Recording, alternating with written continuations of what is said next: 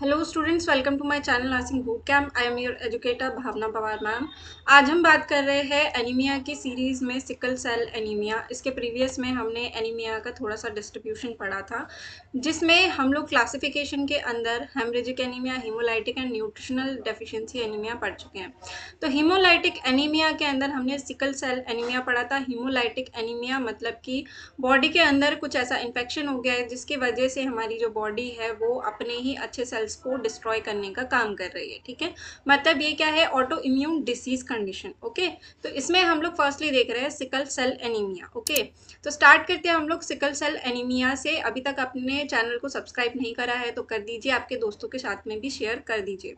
Start करते हैं हम लोग सिकल सेल एनीमिया। तो सिकल सेल एनीमिया में हम लोग क्या देख रहे हैं, सिकल सेल एनीमिया और sickle cell disease is the genetic disease of RBCs. मतलब हमारा जो आरबीसी होता है मेन रेड ब्लड सेल्स, वो क्या होता है, जेनेटिक डिसीज है ये एक। ठीक है, हमारे जेनेटिक्स मतलब कि पेरेंट्स के जीन्स में से हमारे पेशेंट को मिली है ये डिसीज कंडीशन। ठीक है, normally RBCs are shaped like disc. ठीक है, नॉर्मल जो आरबीसी होती है उसका शेप कैसा होता है, डिस्क के जैसे। ठीक है, मतलब जो अंडाकार होता है, चपटा। ठीक है, चपटी डिस्क के समान हमको दिखाई देगी।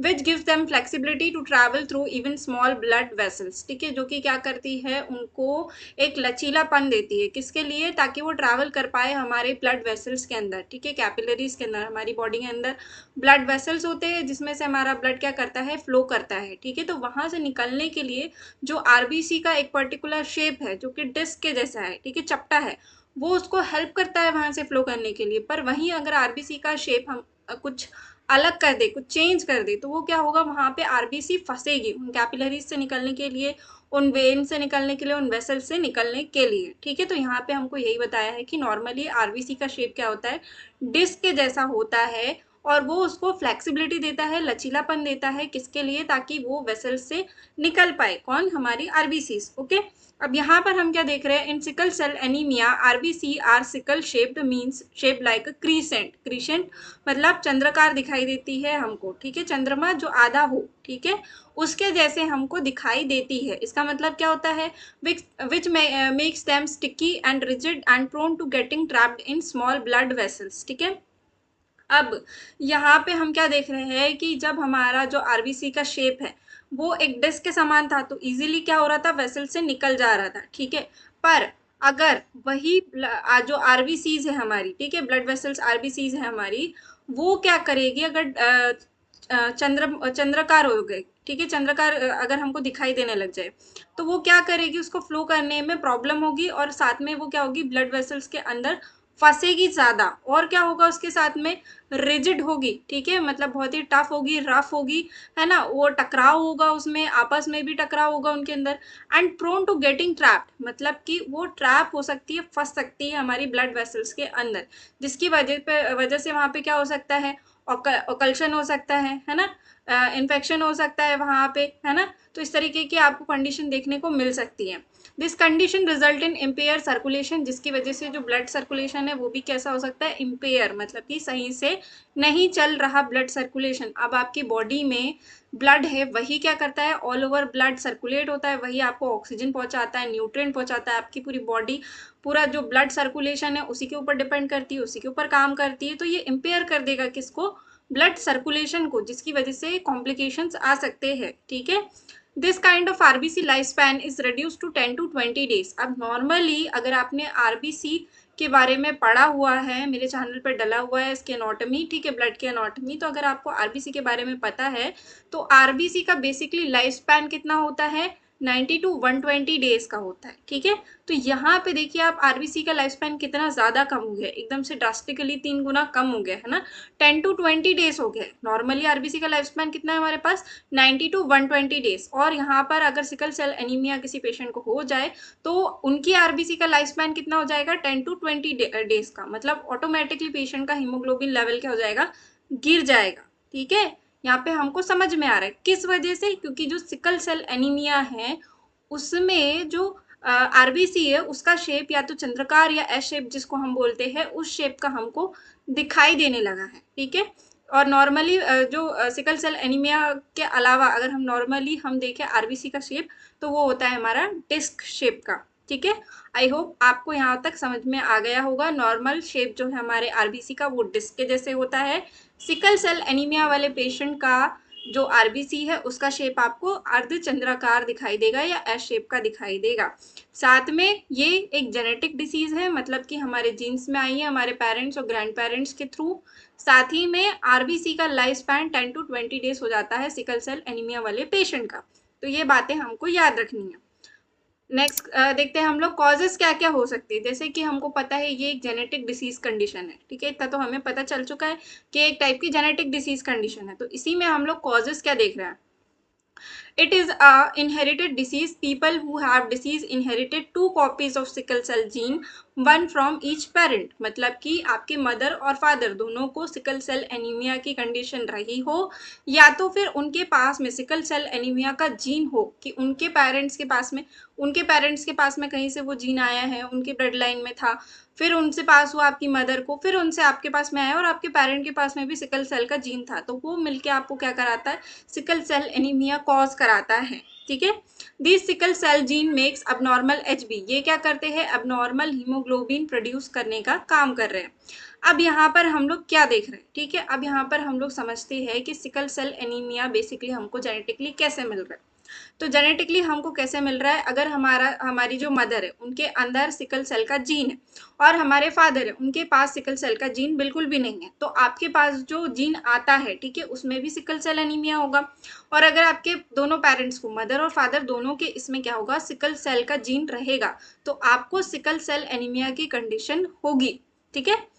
यहाँ नेक्स्ट क्या देख रहे हैं हम लोग, सिकल सेल ट्रेट। अब इसका क्या मतलब होता है, if a person inherited 1 copy of sickle cell gene won't have sickle cell anaemia, instead he will have sickle cell trait. ठीक है। अब ट्रेट का मतलब यहाँ पे क्या है कि आपके पास उस जीन की एक कॉपी है, छाप है। अगर आपका पार्टनर भी सिकल सेल एनीमिया वाला ही है जिसके पास ट्रेट है, या उसके वो ऑलरेडी सिकल सेल एनीमिया का पेशेंट है, तो आपके जो बच्चे होंगे उनको भी सिकल सेल एनीमिया होने के चांसेस ज्यादा रहेंगे। ठीक है।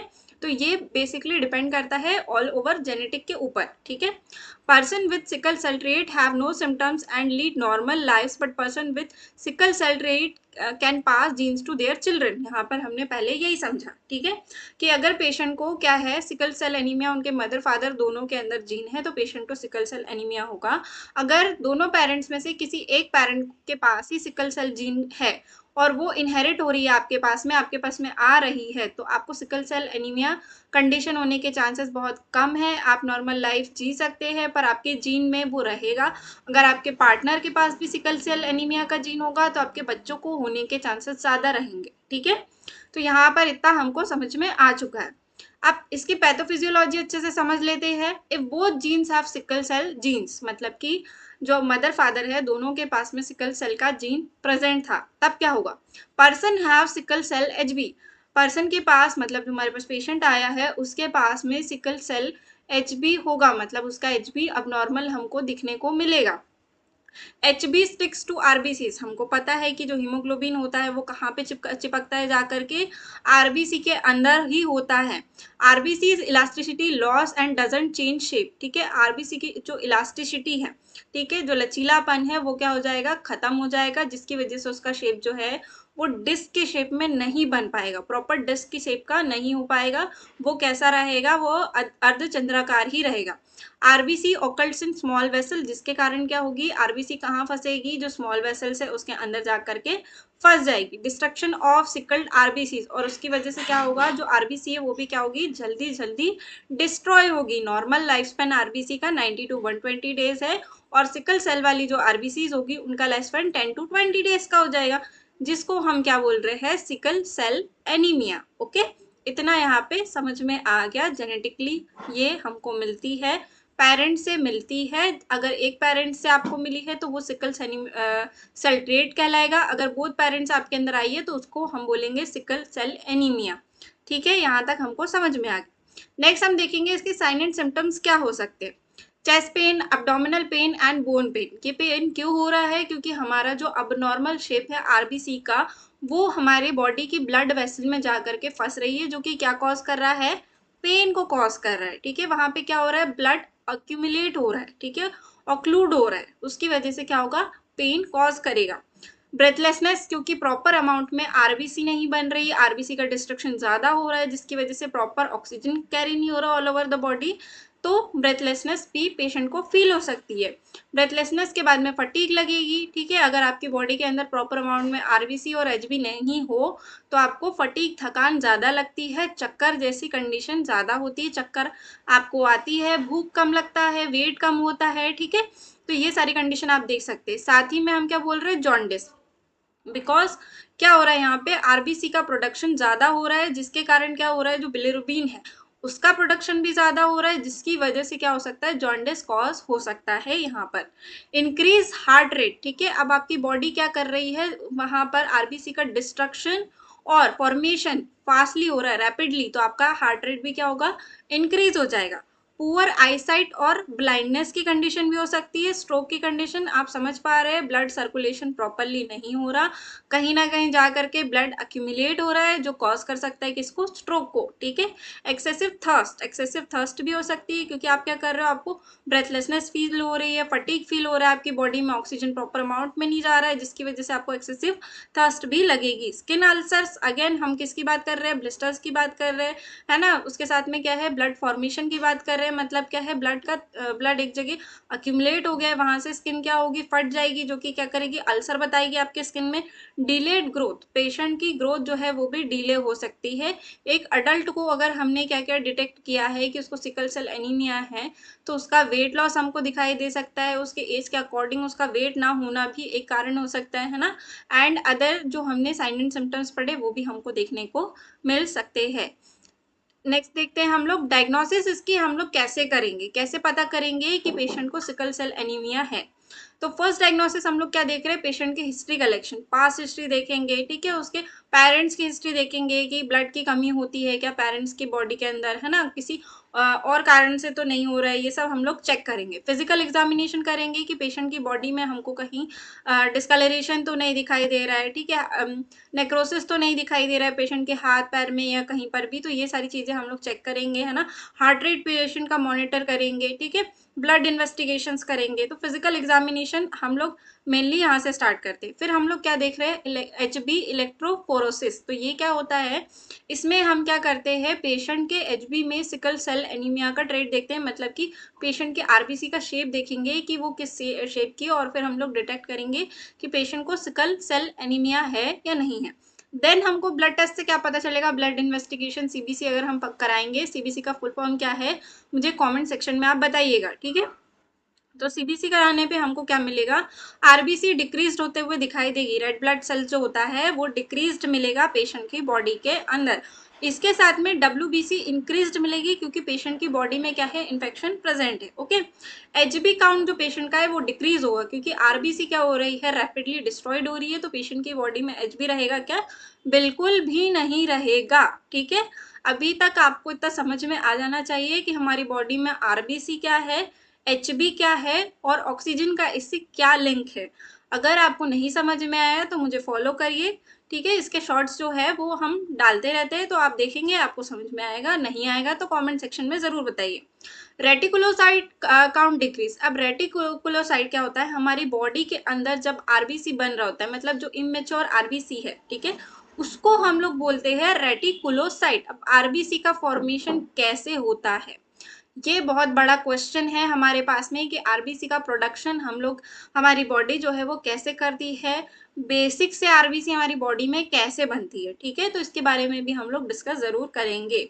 अगर आपको जानना है तो कमेंट सेक्शन में बताइएगा और अगर आपको पहले से पता है तो वो भी जरूर बताइएगा। नेक्स्ट क्या देख रहे हैं हम लोग, इसका मैनेजमेंट कैसे करेंगे। तो मैनेजमेंट हम लोग कैसे करते हैं, जो पेशेंट को सिम्टम्स आ रहे हैं उसके अकॉर्डिंग और जो पेन हो रहा है पेशेंट को, है ना, जो कंप्लेंट्स है पेशेंट की उसके अकॉर्डिंग हम लोग मैनेजमेंट करते हैं। तो फर्स्ट मैनेजमेंट में हम लोग क्या देख रहे हैं, एनाल्जेसिक, बिकॉज अक्यूमुलेशन हो रहा है तो पेशेंट को क्या होगा, पेन की कंप्लेन रहेगी, तो पेन को कम करने के लिए हम लोग क्या दे रहे हैं, पेशेंट को एनाल्जेसिक दे रहे हैं, जिसके अंदर एक एनाल्जेसिक है जिसका नाम है हाइड्रोक्सी यूरिया। ये दे रहे हैं हम लोग पेन को भी कम करने के लिए, साथ में जो ब्लड वेसल्स है उनमें क्या करने के लिए, उनको डायलेट करने के लिए, ताकि पेशेंट क्या कर सके, ब्रीदिंग उसकी प्रॉपरली हो। नेक्स्ट क्या देख रहे हैं हम लोग, एंटीबायोटिक्स। एंटीबायोटिक्स हम लोग क्यों देते हैं, ताकि पेशेंट की बॉडी के अंदर कोई भी इन्फेक्शन है तो वो कम हो जाए, उसके लिए हमने पेनिसिलिन दे सकते हैं, ठीक है। इसके बाद में ब्लड ट्रांसफ्यूजन, जो राइट एचबी है पेशेंट का बढ़ाने के लिए, है ना, उसके लिए हम लोग ब्लड ट्रांसफ्यूज भी करते हैं। नेक्स्ट क्या देख रहे हैं हम लोग, ऑक्सीजन थेरेपी। जैसे हमने बात करी कि पेशेंट को हाइपोक्सिया की कंडीशन हो सकती है ना, तो इसीलिए हम क्या देंगे, पेशेंट को ऑक्सीजन थेरेपी प्रोवाइड करेंगे। नेक्स्ट क्या देख रहे हैं, large amount of oral and ivy fluids, क्योंकि पेशेंट की बॉडी में न्यूट्रिटिव सप्लीमेंट भी कम होगा, क्योंकि जो हमारा ब्लड है वही क्या करता है, न्यूट्रिटिव सप्लीमेंट्स को लेकर के जाता है, ठीक है। तो इसकी वजह से भी क्या हो सकता है, पेशेंट की बॉडी में हमें क्या देना है, large amount of oral and ivy fluids चलाते रहना।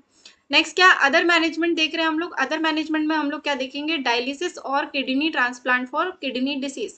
अब ये क्यों कर रहे हैं, अगर पेशेंट की किडनी फेलियर हो गया तो हमको क्या करना पड़ेगा, डायलिसिस करना पड़ेगा या तो फिर किडनी ट्रांसप्लांट करना पड़ेगा। सर्जरी फॉर आई प्रॉब्लम्स, अगर पेशेंट को दिखाई देना बंद हो गया, आई साइट प्रॉब्लम हो गई, ब्लाइंडनेस हो गया, है ना, तो उसके लिए हम क्या करेंगे, सर्जरी। देन क्या है, वुंड केयर और surgery for leg ulcer. Patient की बॉडी में अगर हमको किसी टाइप का फिजिकल एग्जामिनेशन करते टाइम कोई वुंड दिखाई दे रहा है या तो फिर लेग अल्सर प्रेजेंट दिखाई दे रहे हैं, तो वो हमें ध्यान रखना है, उसका भी हमको केयर करना है। नेक्स्ट क्या है, bone marrow stem cell transplant is also performed but it is not effective in every patient, ठीक है। अब हमारा जो आरबीसी होता है उसका फॉर्मेशन हमारी बोन मैरो के अंदर होता है, इसीलिए हम क्या बात कर रहे हैं कि बोन मैरो स्टेम सेल का क्या कर सकते हैं, ट्रांसप्लांट कर सकते हैं। पर यहाँ पर हमको एक और बात बताई गई है कि हर एक पेशेंट में bone marrow transplant stem cell transplant जो होता है वो सक्सेसफुल नहीं होता। ये भी बात हमको पेशेंट को बतानी है और पेशेंट के अकॉर्डिंग ही हमको ट्रीटमेंट हमेशा प्रोवाइड करना है। तो यहाँ पर आज हमारा एक और टॉपिक खत्म होता है जिसका नाम है sickle cell anaemia. I hope आपको ये टॉपिक अच्छे से समझ में आया होगा। आपके दोस्तों के साथ भी शेयर करेंगे, आप खुद भी देखेंगे, इसको लाइक करेंगे, साथ में जो चीज़ समझ में नहीं आई उसके बारे में आप कमेंट भी करेंगे। इसके बाद में हीमोलाइटिक एनीमिया का जो अदर हमारा टॉपिक है वो क्या था, थैलेसीमिया। तो इसके बाद में हम लोग पढ़ने वाले हैं थैलेसीमिया के बारे में। आई होप ये सीरीज आप लगातार देखते रहेंगे तो आपको एनीमिया का जो टॉपिक है वो क्लियर हो जाएगा बहुत अच्छे से। Thank you for watching. Lights, camera, action.